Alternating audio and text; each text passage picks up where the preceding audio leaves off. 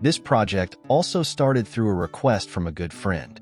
A friend of his had designed a hinge from scratch, and because of this, it obviously can't be found for sale. The only solution was to manufacture it from scratch as well. The hinge drawings were sent to me, and the idea was to manufacture that hinge from a 1.5 millimeters thick brass sheet. I've never done anything like this before, and the biggest challenge that immediately occurred to me was, how could I curve the brims in such a way that they transform into the joints of the hinge? Fortunately, I remembered seeing a video on YouTube about hinges and, most of all, how to manufacture a jig to recurve the hinge axis brims. Thanks to the Pask Makes channel, I was able to manufacture a similar jig for this hinge. I'm grateful to this channel for that. The link to the Pask Makes channel is below in the description of this video. Once the first challenge was overcome, another soon emerged. What should be the exact length of the brims so that after being curved, they would match the dimensions of the plans? There is a way to manually calculate the length of the metal sheet so that, after folding, it has the exact final dimensions we want.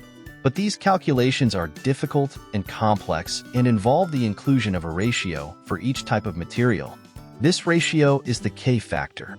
Fortunately, there is now sophisticated mechanical design software that performs these calculations automatically and in a user-friendly way. This type of sophisticated engineering software allows us to design the sheet metal part in its 3D final shape and then unfold it to the matching 2D plan stamp according to the dimensions of that part, depending on the type of metal sheet and its K factor.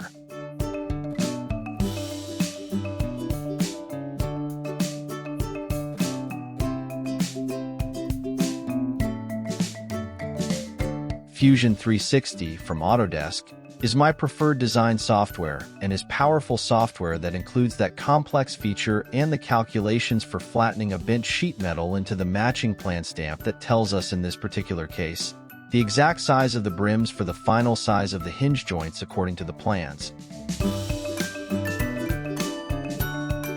In that way, as we can see, it is possible to draw the hinge already with the corresponding recurved brims.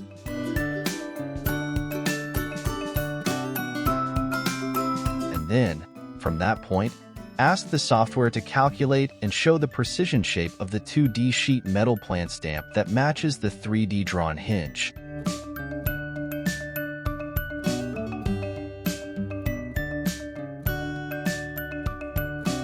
From this point onwards, and once the two previously mentioned problems were solved, the project could continue.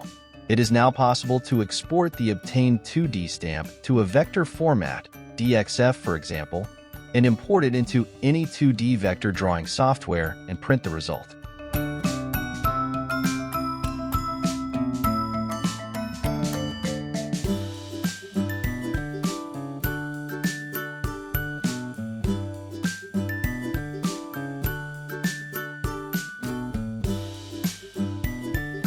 Now we can see the flat print in 2D format on paper, already printed and cut, which served as a template for the initial cutting of the brass sheet.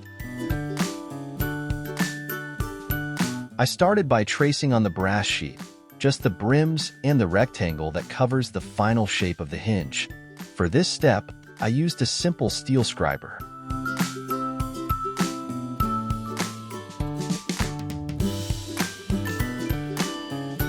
Using an angle grinder, I cut the rectangular shape and its brims.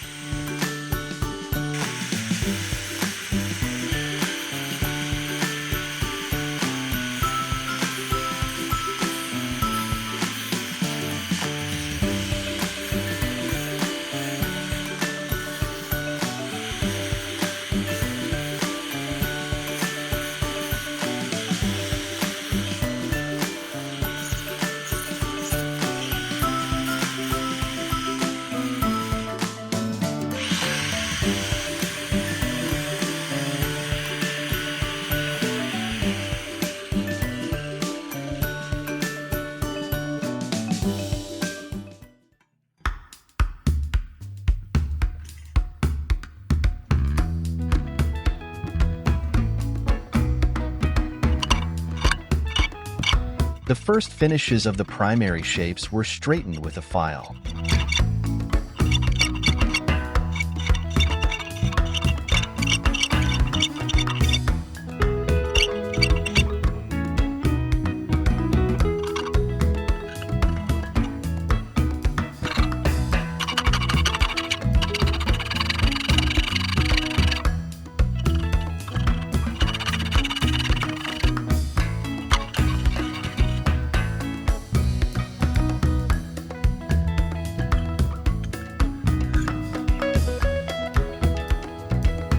The result was not bad.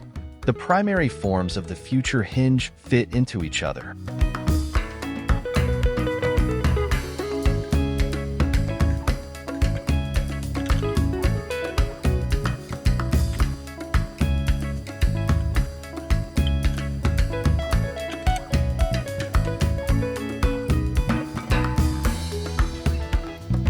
At this stage, it is now necessary to shape the brims with a slight curve to reduce friction inside the jig hole.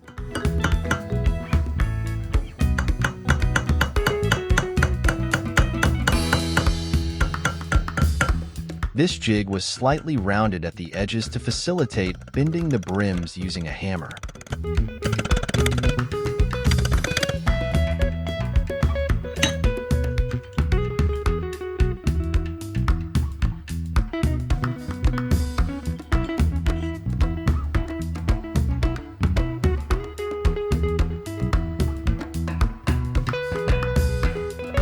In addition to the slight initial curve given to the brims, it is also recommended to grease them with a small amount of oil to minimize friction within the jig hole as much as possible.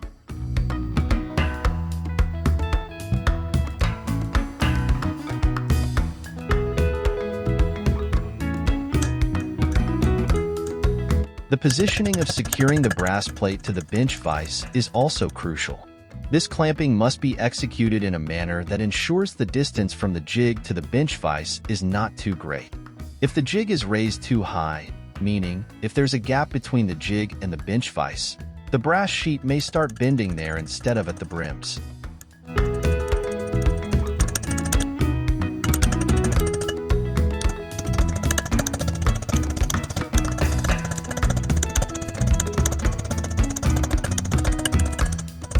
During the process of achieving the curvature of the hinge brims, it is necessary to raise the piece from the bench vise several times, taking care not to raise it too much as previously mentioned.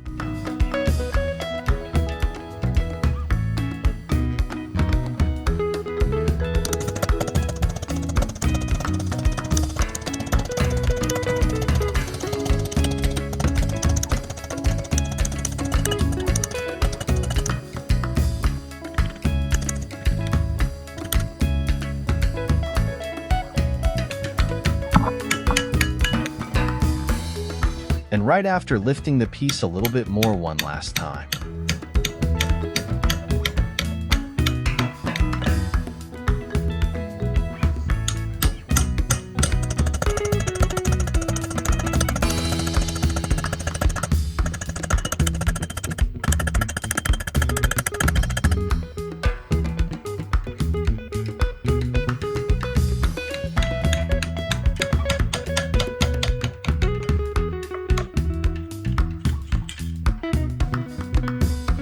As we can see, the jig did its job correctly.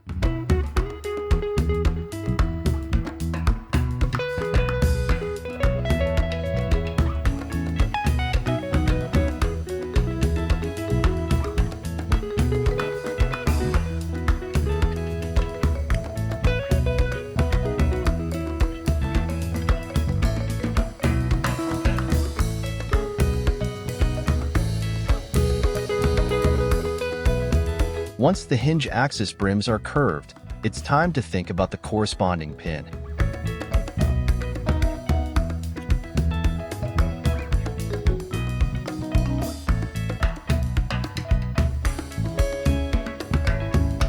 But first, it is necessary to make the cuts in these two rectangular brass plates corresponding to the two halves of the hinge, according to the project drawings. As we can see, The paper template continues to provide a crucial help at this stage.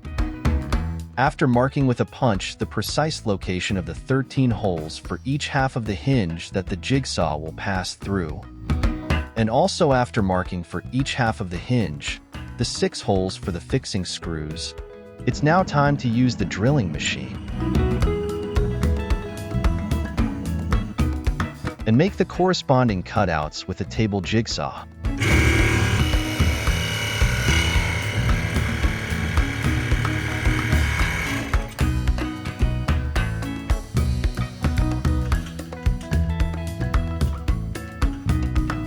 After the cutout, the holes for the fixing screws were drilled, also with the help of a drilling machine.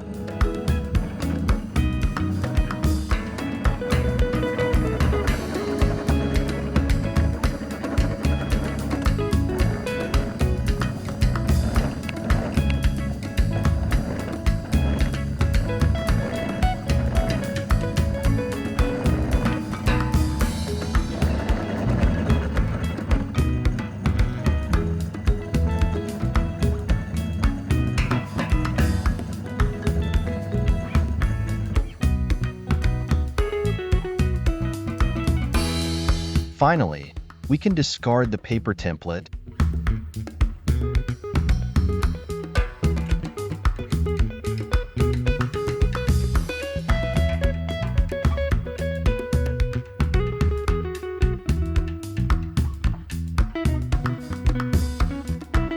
and get ready for a new, not-so-long journey in which sandpaper will be our great partner.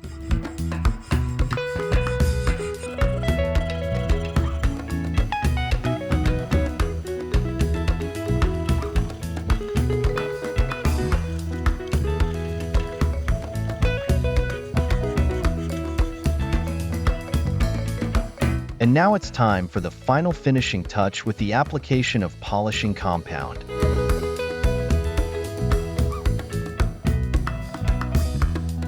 This polishing compound was applied using a mini rotary tool with the wool disc on the chuck.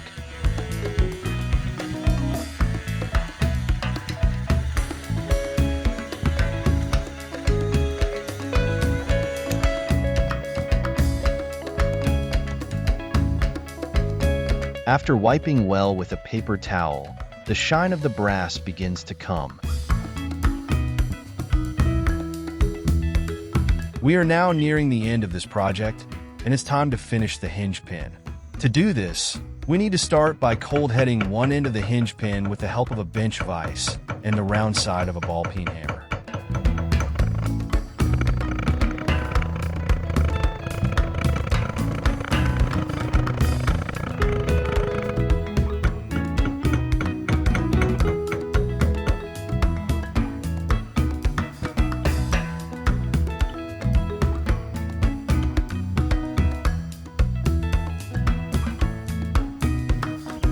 At this tip of the hinge pin, as we can see, the head is already taken on the desired shape.